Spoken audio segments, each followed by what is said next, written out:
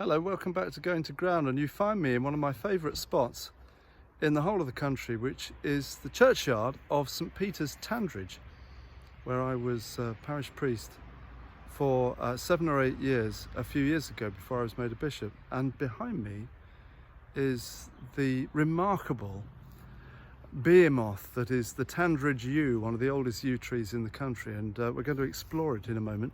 I'm back here for a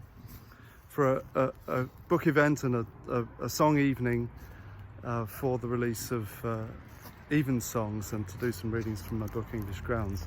And it's the first time we've been back for about 4 years, so it's an absolute treat to be on home territory. And there, new to Going to Ground, is fresh as a daisy, my son Jonah, who's got the train down from the Lake District to be here this evening, which is fabulous. But let me just show you.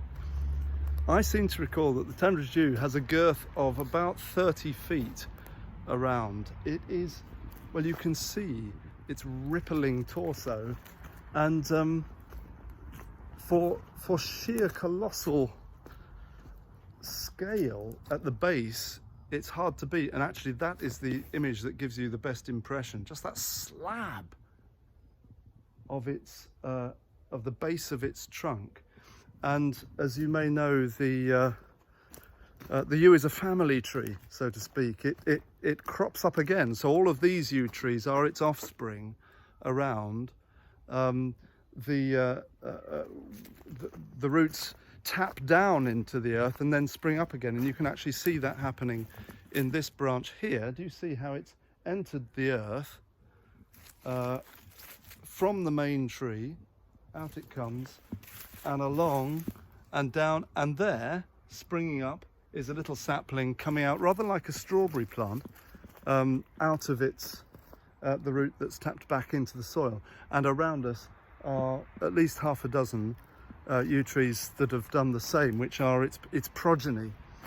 And Jonah was telling me, actually, and I hadn't really been aware of this, that the decomposition of the tree as it ages, and as we'll see, hollows out from the inside, actually provides the matter, the compost, if you like, from which the tree sort of regenerates itself. So it sort of dies before it dies, if you see what I mean. And in that little death is the source of its own regeneration.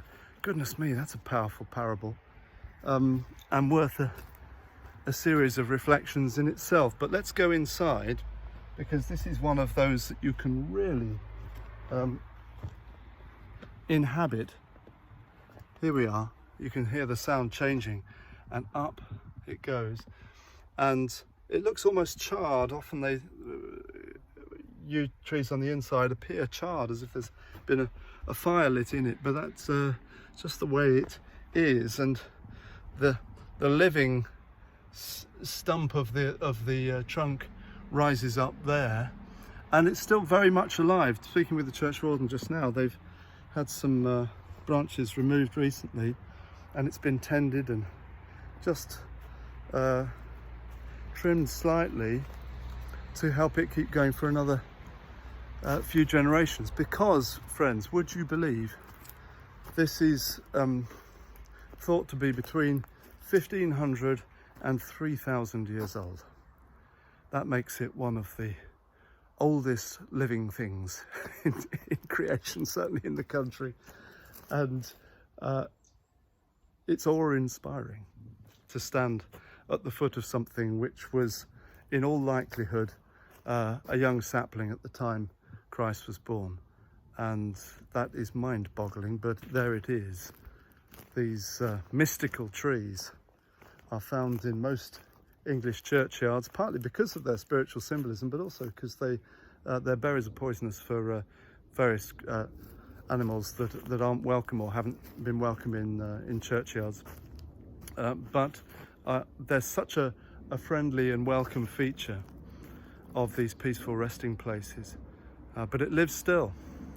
I'm going to go and prepare for tonight's concert, and I'll tell you how it goes in future films. But for now, from St Peter Tandridge, God bless you as you go to ground.